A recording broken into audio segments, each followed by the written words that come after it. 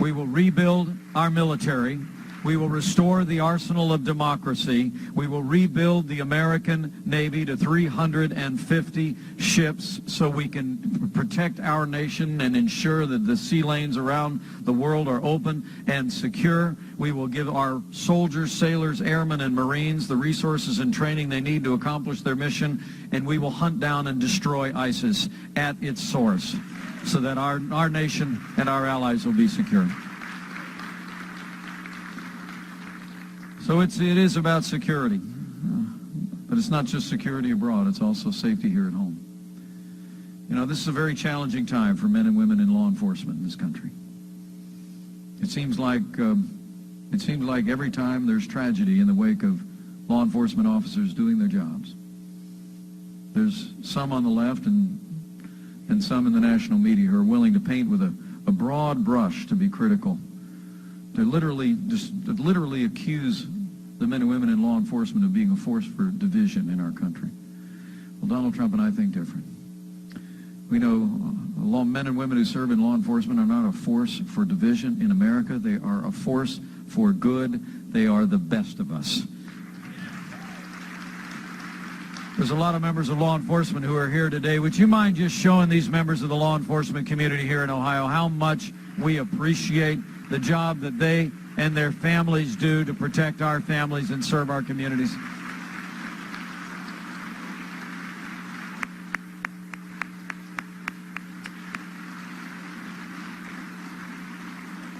Thank you.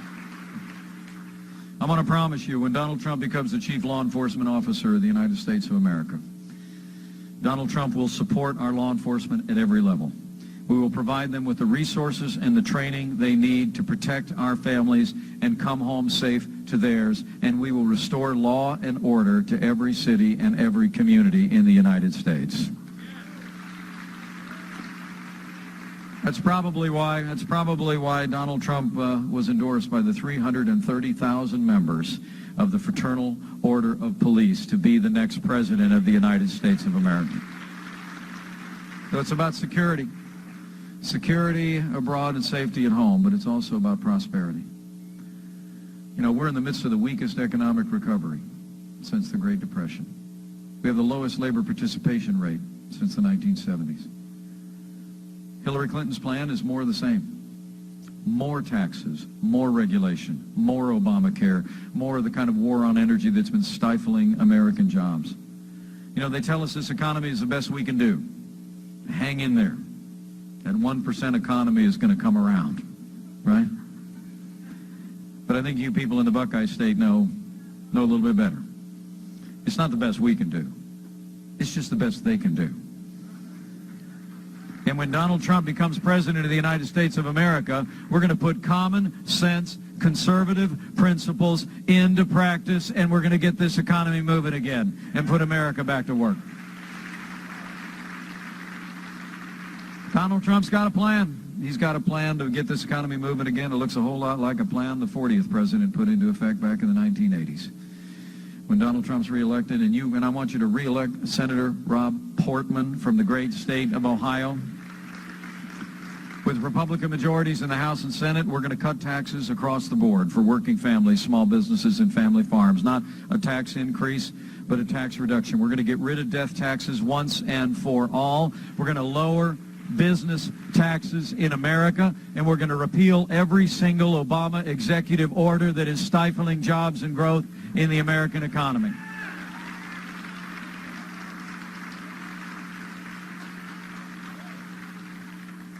We're going to have the kind of trade deals that support jobs in America first. Donald Trump and I know that trade means jobs. Exports here in Ohio support jobs here in Ohio. Imports keep the cost of goods low. But we're going to make sure when Donald Trump becomes negotiator-in-chief that when trade means jobs, trade means American jobs first. And we're going to have the kind of deals that put the American economy at the top of the list. When Donald Trump becomes president of the United States, also we're going to, day one, the war on coal is going to come to a crashing halt. We're going to develop all the resources of this land. All of the above energy strategy that will drive an American renewal. And lastly, when Donald Trump becomes President of the United States, we're going to work with that re-elected Congress, and we're going to pry off the back of the American economy that unaffordable Affordable Care Act.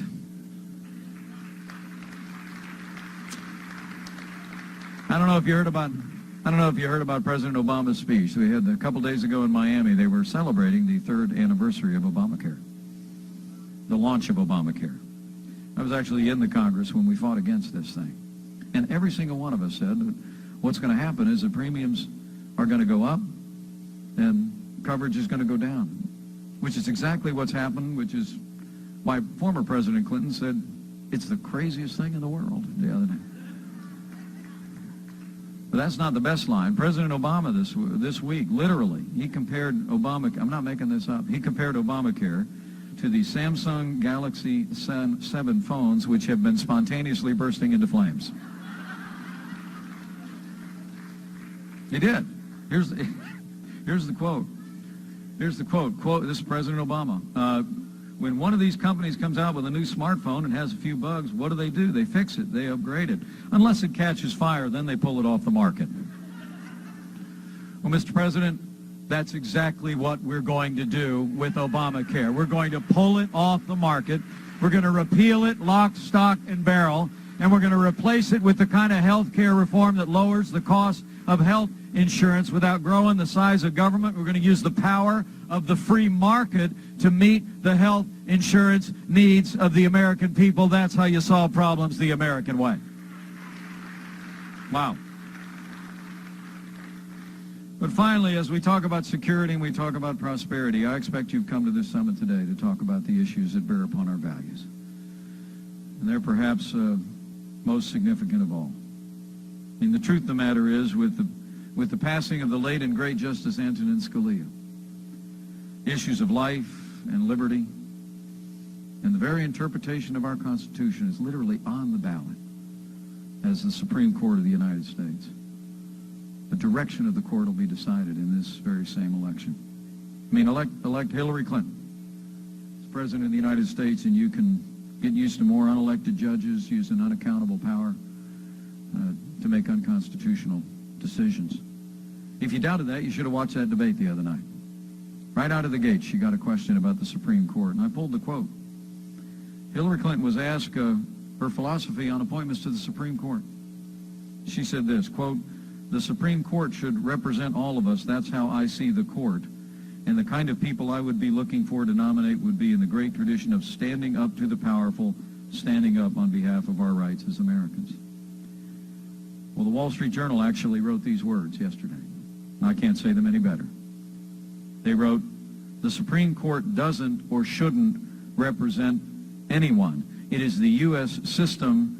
In the U.S. system, that's the job of the representative portions of our government. The purpose of the Supreme Court is to uphold the Constitution of the United States of America and strictly construe that Constitution and settle disputes." I have to tell you, the choice in this election with regard to the Supreme Court couldn't be more dramatic. Elect Hillary Clinton, and you will have an activist court legislating from the bench. But you elect Donald Trump, take a look at that list of 21 jurists.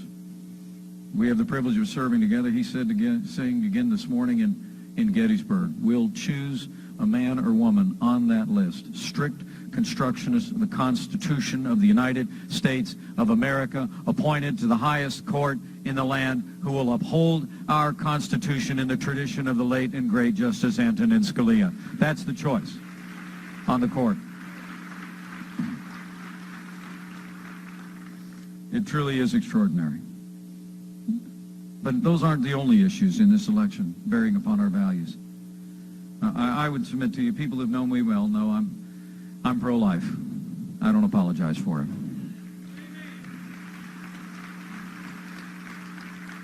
I think a society can be judged by how it deals with its most vulnerable: the aged, the infirm, the disabled, and the unborn. I was so proud to see my running mate this last Wednesday in Las Vegas take the position I've taken for a long time. I long to see the day that Roe versus Wade is sent to the ash heap of history where it belongs.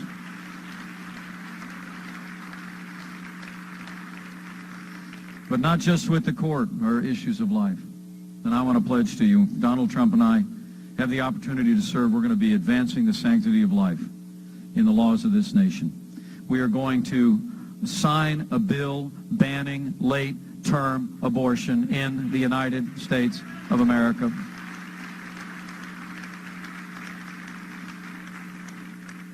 The Late-Term Abortion Child Pain Act will be signed by President Trump. We will also uphold the historic ban on public funding of abortion. The Hyde Amendment will become permanent law in a Trump-Pence administration. And Donald Trump and I believe that the largest abortion provider in America should not be the largest recipient of federal funding under Title X, and we will defund Planned Parenthood and redirect those dollars to women's health care services that don't also provide abortion. Men and women, it's about the Supreme Court. It's about life. But it's also about our fundamental liberties. You know, there's a great story about Donald Trump. It was about 6 months ago, maybe longer. I think Ralph Reed was actually at this meeting.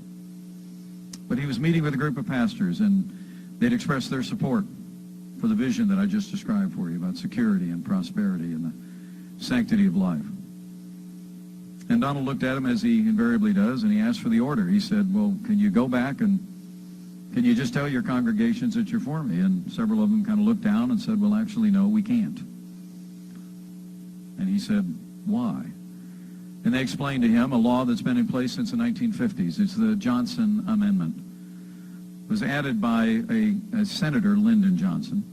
It essentially says that churches, just like the one we're standing in today, could lose their tax-exempt status if they support or oppose a candidate for federal office. And in a very real sense, the Johnson Amendment has been the law of the land for more than a half of a century. Well, Donald Trump, you know, I like to say to people, politicians are people that ask how things are. Leaders are people that ask why. And I couldn't be more proud of the fact that because of Donald Trump's leadership, for the first time in the history of our party, the full repeal of the Johnson Amendment is in the Republican Party platform, and we'll sign it into law.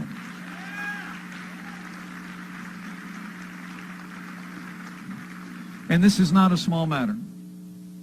You know, I studied American history as an undergraduate, and I've got a lifelong love of the study of the American founding and the great progress of this country. You know, if you think of the voice of faith throughout the history of this country, I mean, most of the most powerful speeches given for independence in the American founding were actually sermons that were then distributed as pamphlets. I mean, if you think of the abolition of slavery, Harriet Beecher Stowe's father, it was those thundering sermons that challenged the conscience of a nation that ended the scourge of slavery in America. You think of the civil rights movement and in the pews of Dr. King's church in Montgomery, Alabama. Karen and I have actually sat in those pews with people that were a part of that movement, and they told us we would gather here, we would sing, and we would pray, and then we would march. I would submit to you today, this is no small matter. That in the life of this nation, freeing up the voice of communities of faith will make America stronger and more prosperous in our third century. I believe it with all of my heart.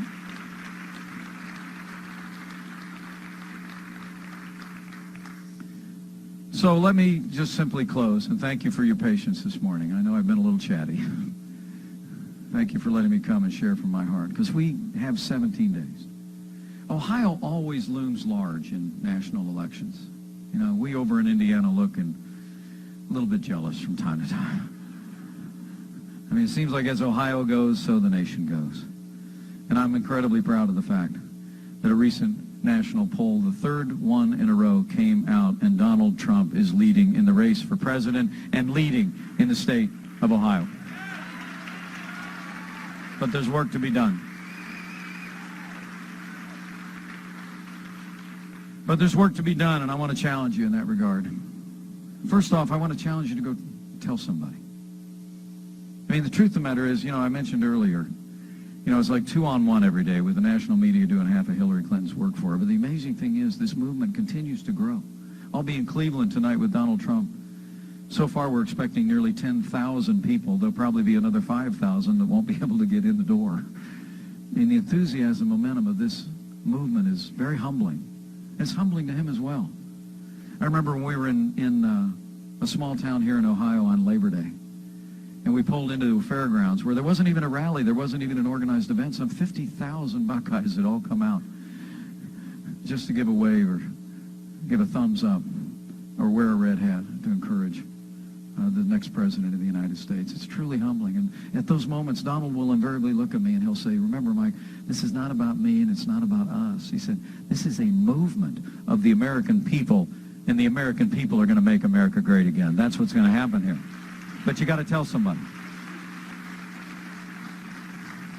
You got to tell somebody. You got to leave here today and you got to tell people. And you know, I can't help but think of some words that Ronald Reagan said at the National Association of Evangelicals back in the 1980s. He said words that I think resonate today. He said, quote, I urge you to beware the temptation of pride, the temptation of blithely declaring yourselves above it all and label both sides equally at fault. Close quote. I mean, when we're talking to people in our communities of faith, I think laying out the choice in this election, security and prosperity and values, it's imperative for every single one of us to do that, because it's just that important in the life of the nation. Secondly, I encourage you to be involved. In the 17 days that remain, if you got one of those good-looking red hats, don't take it off. Sleep in that thing. Go out and get involved in the campaign. If you're not out yet knocking on doors, if you're not somewhere sitting and making some phone calls, I was in New Hampshire yesterday, stopped by a call center. I'm going to do one in Ohio today. I mean, the people that are in there literally making thousands of phone calls. I mean, when neighbors hear from neighbors and friends hear from friends, that's what makes all the difference. And I know the media has been very critical of my running mate for suggesting that voter fraud ever happens in this country. But I would encourage you, if you're coming to an event like this, if you're concerned about the future of the country and you haven't yet signed up to respectfully participate on polling day, on election day itself, and ensuring the integrity of the vote, I encourage you to do that as well. Our states govern and operate our elections, but the integrity of the vote is the bedrock of our democracy, and it's citizens participating and ensuring the integrity of that vote that always makes the difference. So let's make this election day not just a victory for our team, not just a victory for our movement. Let's make it a victory for American democracy by being involved every day and on election day. You know, the choice in this election could not be more clear. It's really change versus the status quo. Or as Ronald Reagan said back in 1964, it's really not a choice between left and right, or even Republican and Democrat. It's a choice between up and down. I mean, this is a choice. Think about it this way. When you go talk to your neighbors and friends, this is a choice between whether we're going to continue to go downhill to a weaker America on the world stage, a hollowed-out American military with receding influence on the world stage, a stifled American economy, an America walking farther and farther away from our most cherished constitutional ideals, or whether we're going to stop and plant our feet and turn around and march back up the hill to a stronger America at home and abroad, respected in the world, prosperous at home, and standing without apology on our highest constitutional ideals. That's the choice that we have in this election, men and women. And that's what you got to go tell people.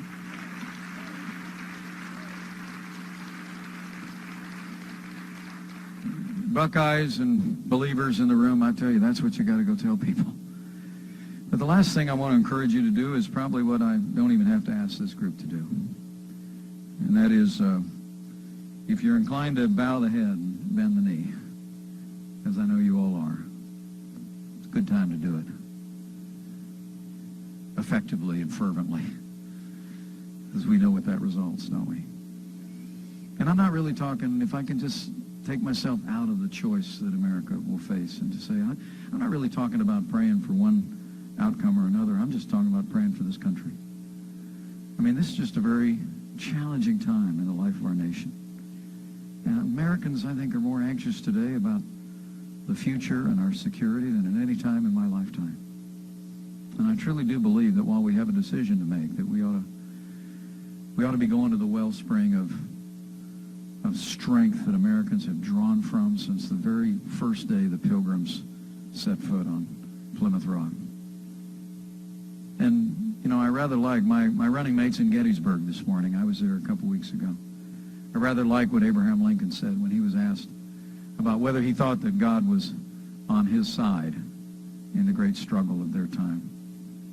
And he said, I don't concern myself so much with whether God is on our side. I concern myself with whether we're on God's side.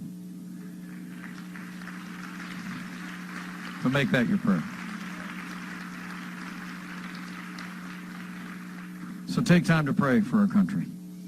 Pray for all those who serve in uniform at home and abroad. And pray in a way that's confident that what's true today has been true for millennia. That if his people, who are called by his name, will humble themselves and pray, he'll do like he's always done in much more challenging times. He'll hear from heaven, and he'll heal this land. This one nation, under God, indivisible, with liberty and justice for all. Thank you very much, Ohio.